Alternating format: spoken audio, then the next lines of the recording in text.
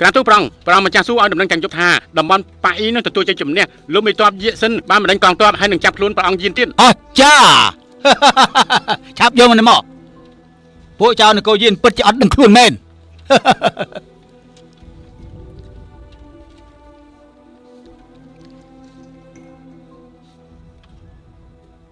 គ្នាតិចឈ្នះគ្នាច្រើននគរចៅពិតជាខ្លាំងក្លាសូមអបអរសាទរព្រះអង្គចាប់យកដំណឹងធ្វើសង្គ្រាមជោគជ័យលើកកងទ័ពយានប្រាប់ទៅលោកអបរាជដែលនៅក្រុងហាន់យ៉ាងឲ្យគាត់ត្រឡប់មកវិញភ្លាមណាក្រាបទូល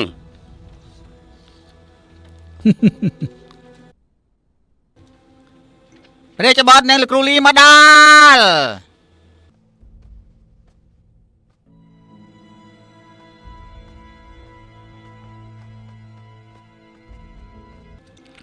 ព្រះបិតាគុំព្រះអង្គលោកគ្រូលីក៏មកដែរក្រាបទូលឥឡូវរាជបុត្រនិងលោកគ្រូចៃដន្យក៏មកជាមួយគ្នាអញ្ចឹងក៏ឆ្លៀតពេលនេះពិភាក្សាគ្នាពីកិច្ចការនេះទៅមើល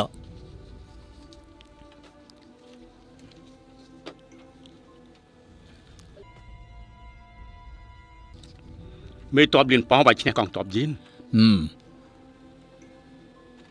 ដំណឹងនេះកុំឲ្យប្រំចាស់ភញៀនដឹងឲ្យសោះណាមែនទេព្រះបិតាអ្នកណាឲ្យដំណឹងនេះមកយើងអ្នកយកការរបស់ម៉ងអាវជាអ្នកស៊ើបដឹងអញ្ចឹងបុតទៅផ្ដាំលោកមេតបកុំឲ្យយករឿងនេះបាយការអសោះថែមទាំងការពីគ្រប់ច្រកចេញចូលតំបន់ហានយ៉ាងជៀសវាងដំណឹងនេះផ្សព្វផ្សាយមកដល់តំបន់ហានយ៉ាងយើងណាបុតផានគុំលីសិនណារាជបុត្រឈប់សិន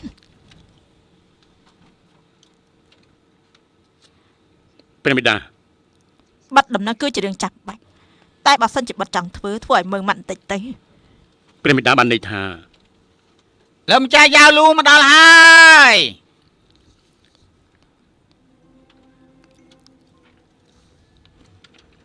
ប្រងម្ចាស់ក្សត្រីឥឡូវនេះចាប់ខ្លួនទាំងទាសាទាស័យអ្នកបម្រើតែប្រមាណជាទៅដាក់គុកសិនទេបើគ្មានបញ្ជាពីយើងកុំដោះលែងកុំឲ្យជួបអ្នកណានៅក្រៅអីសោះស្ដាប់បានដែរទីក្រាបទូលចាស់ស្ត្រីយកអត់មានខុសអីទេចាស់ស្ត្រីទេណាចាប់ខ្លួនទៅក្រៅឡើងមកទៅក្រៅ